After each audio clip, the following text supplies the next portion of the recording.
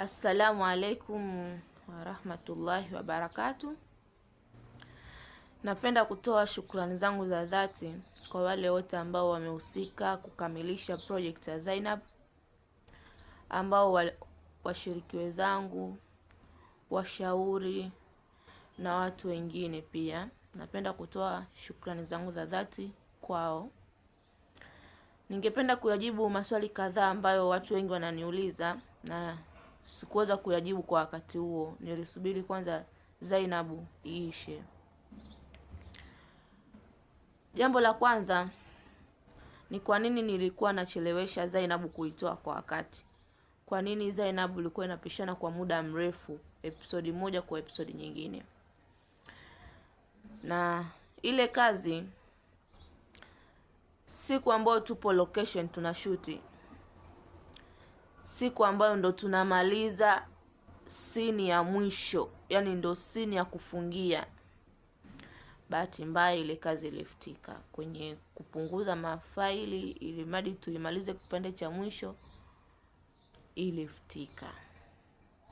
Lakini yule DOP akatuambia kuwa ina uwezekano wa kuvirudisha, kufanya recover.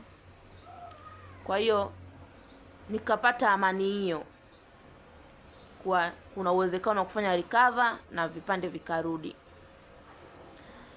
Kwa hiyo nilivyopost episode ya kwanza, nilivyoona mapokezi mazuri, pakawepo na uzito wa kuvipata vipande vingine, yani ambao tuliwaamini kuwapa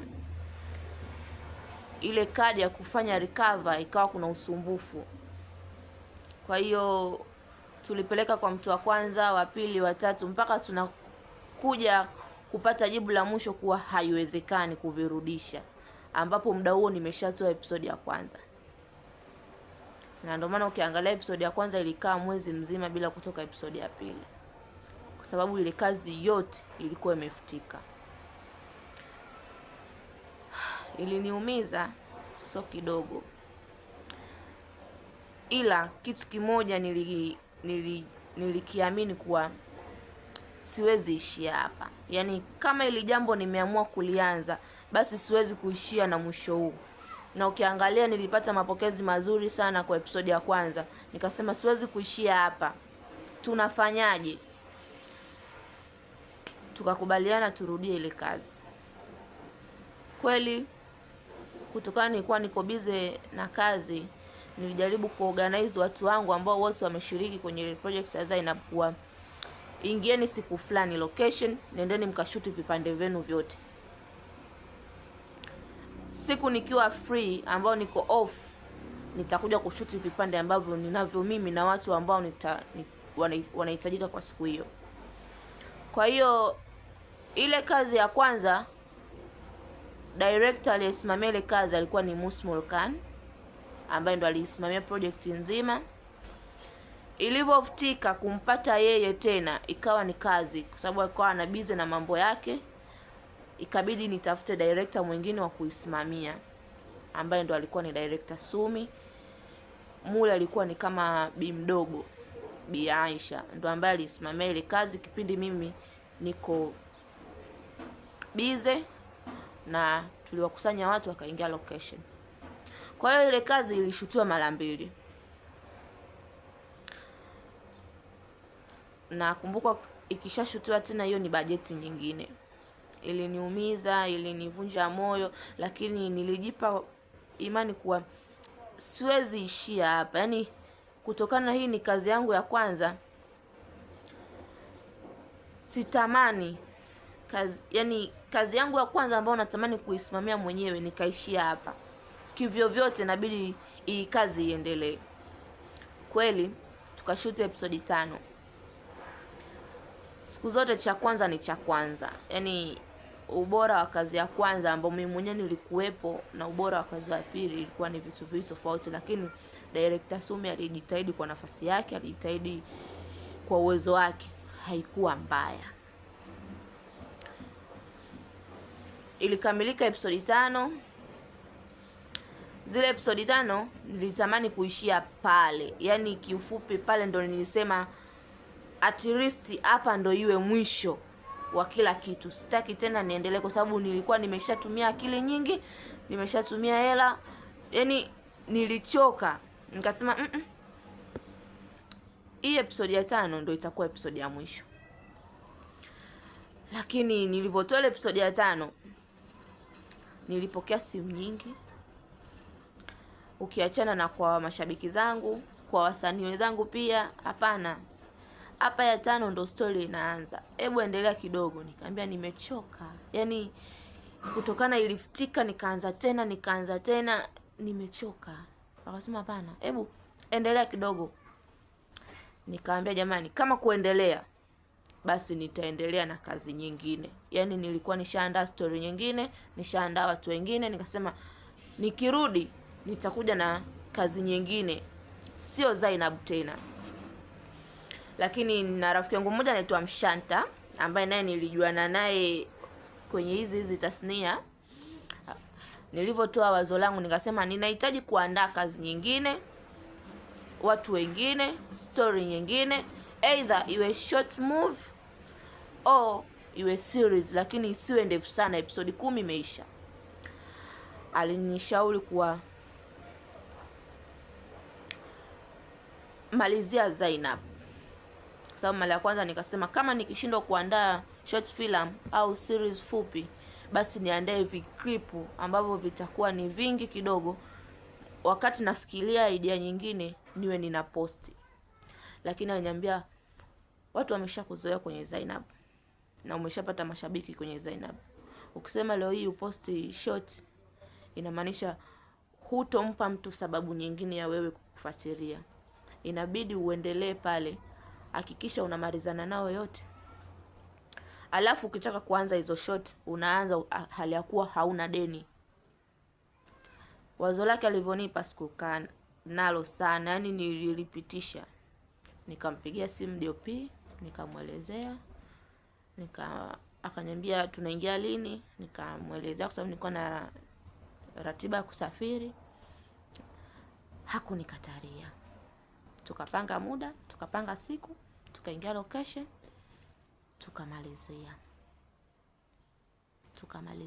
Lakini nilitamani ile ya 5 ndio hiyo ya mwisho kwa sababu nilikuwa nimeshachoka, lakini kutokana na mashabiki na wasanii wenzangu akasema malizia. Kwa hiyo jambo la kwanza ambalo lilifanya Zainab ichelewe kutoka kwa wakati, tulishuti mara 2.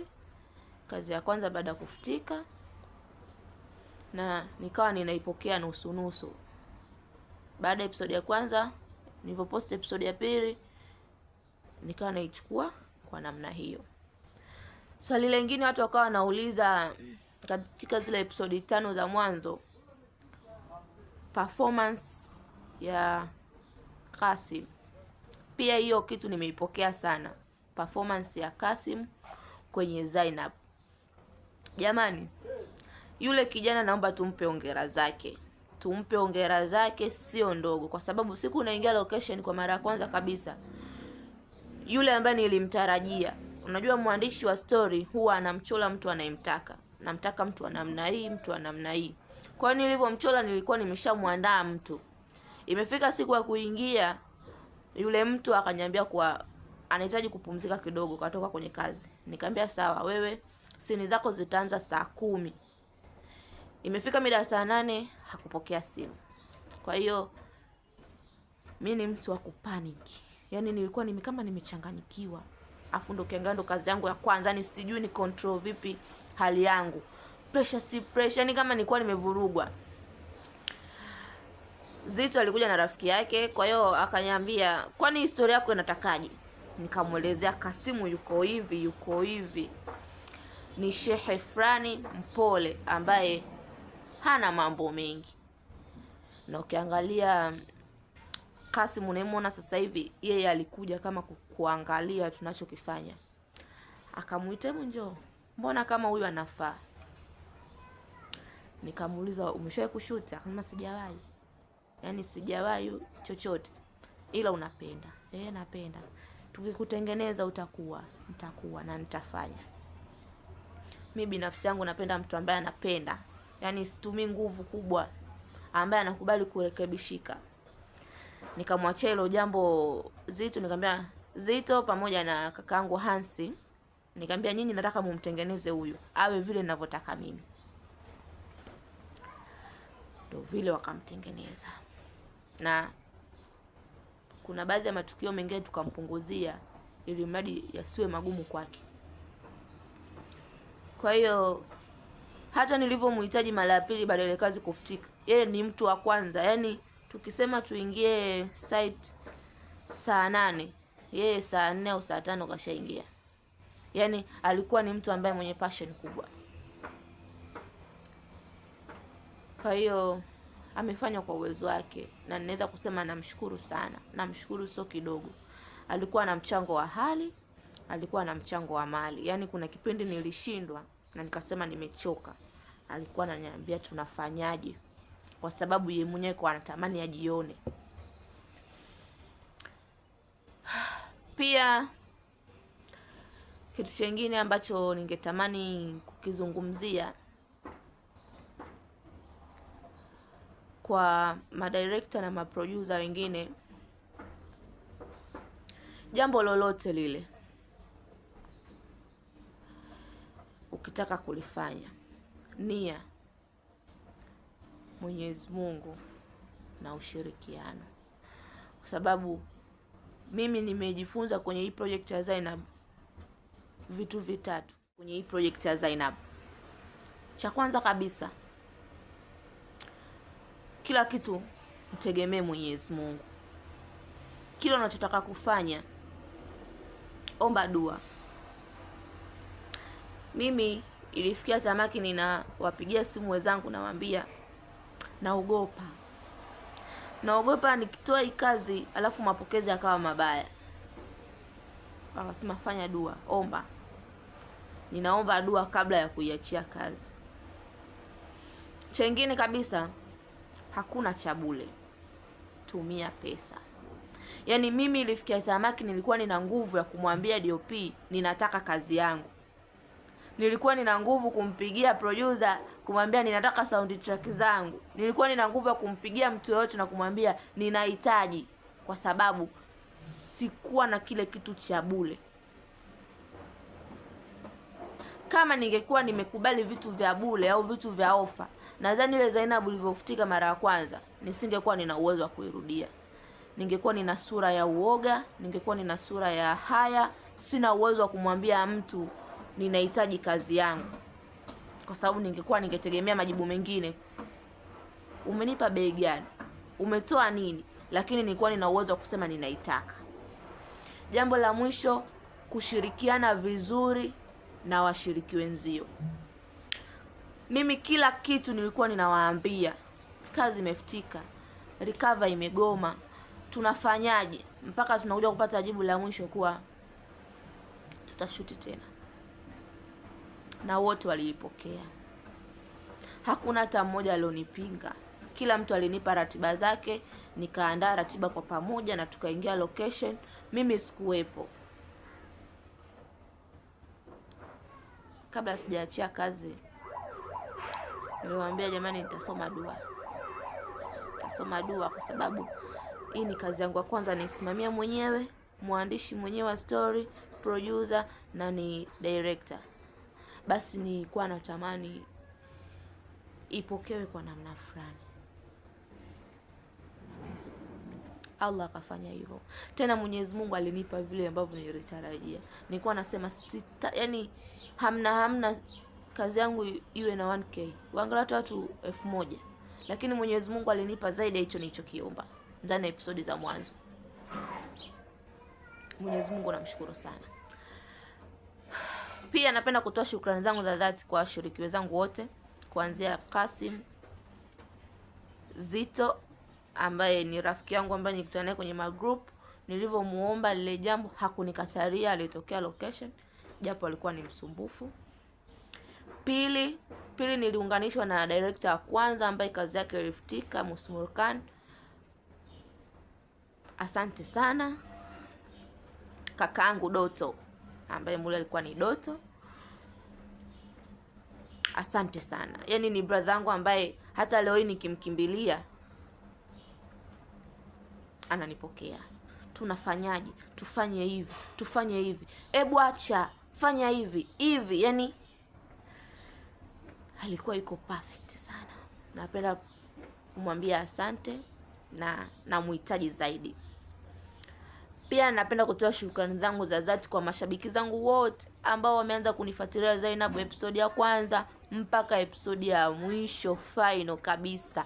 Ninawapenda jamani. Ilifikia tamaki ikifika Ijumaa napigiwa simu. Saa ngapi? Dakika 35 hii. Mbona hujaposti? Yani nikupo. Nawapenda sana. Pia naomba mnisamee kwa wale wote ambao mko mnakerekwa, labda nikiwatumia linki mnakerekwa, au labda nilikuwa ninasumbua kwa namna moja ama nyingine. Kuanzia washiriki wenzangu, mashabiki zangu, ninawapenda sana. Kuisha kwa Zainab ndio kuanza kwa kazi nyingine. Insha Allah. Allah afanye wepesi kila penye uzito na nipe kile ninachokitarajia.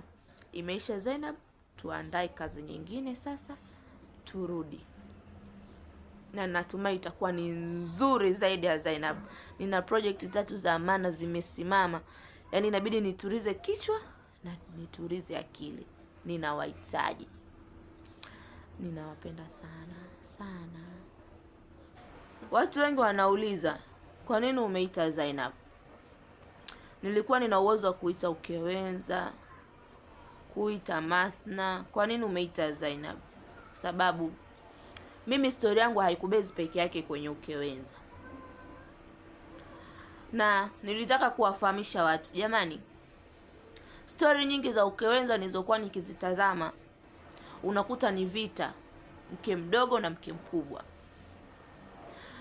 Mke mdogo na mke mkubwa, yani unakuta kama wanachukiana, wanarogana, wanapigana, yani ni vita namna hiyo. Hawaelewani. Lakini mimi nilitaka niwaelezee watu, Zainab, vita ya Ukewenza kwenye ndoa, ukiona Ukewenza kuna mtafaruko, basi anayehusika sio walioko ndani ya ndoa. Wanaohusika ni wale ambao wapo nje ya ndoa. Kivipi? Kama umeifuatilia vizuri story ya Zainab, ukianza episode ya kwanza hadi ya 5, ugomvi wao mkubwa, chuki yao kubwa ilikuwa haitengenezwi wao kwa wao, bali ni watu wa nje. Na ndo maisha sasa hivi. Ukiona mke mkubwa na mke mdogo hawapatani, basi either familia ya mke mmoja wapo anamchochea mwenzio, anapendwa mwenzio hivi. Huku unakuta naye anachochewa, umeanza naye, umechuma naye, kapata, ameongeza. Kwa hiyo unakuta wao wenyewe wameshakubali kuwa mimi ni mkubwa, mimi ni mdogo. Lakini hawa watu wa nje ndo wanaotengeneza chuki. Na ukiangalia mpaka ninamuhisi mke mdogo ananifanyia haya yote, kuharibika kwa mimba ya Zainab, ni maneno ya nje, sio sisi ndani. Lakini ukiangalia Biansha alikuwa ni mstaarabu na alikuwa ameshakubali kwa yeye ameolewa ni mke mdogo, na mke mkubwa naye alishakubali kwa mume wangu ameoa, na kwa sababu ipi ameoa ameshamuelezea. Lakini walokuwepo nje ndo walikuwa wanachochea. Kwa hiyo mimi nitaka nielezee, Ukewenza sio uadui. Ukiona uadui wa Ukewenza, basi ni watu wa nje ambao ndo wanatengeneza. Rafiki yake Zainab alikuwa anamuonya kuwa makini na mke mwenzio. Zito alikuwa anampa taarifa, mwenzio anafanya hivi, mwenzio anafanya hivi. Kwa unakuta ugomvi mwingi sana ulikuwa unasababishwa na watu wa nje, sio wenyewe ndani. Ni hivyo. Pia kazi zijazo natumaini zitakuwa nzuri, na sitatoka, zitakuwa na miondoko hii ambao una uwezo wa kuangalia na familia yako na watoto wako bila kumwambia zima CV kwanza, hebu toka nje, hebu peleka mbele. Hapana, itakuwa una uwezo wa kuangalia na watu aina wote, zenye maadili kidini, kidunia, maisha, uhalisia wa maisha yetu. Sitakuja kutoa kazi kusema umemwona mtu, yani ni maisha yetu ya kila siku. Haya ndoa, maisha uhalisia. Yaani kuna wakati wanawaambia mashabiki zangu au nawaambia marafiki zangu kuwa ipo siku utajiona wewe kwenye story yangu. Yaani nataka mtu akiangalia kazi yangu aseme, mbona huyu kama kaniandikia mimi? Yaani mbona huyu ni mimi kabisa? Ni mazuri anakuja. Namuomba Mwenyezi Mungu tu kila zito liwe jepesi na anipe hitaji la moyo wangu. Natumai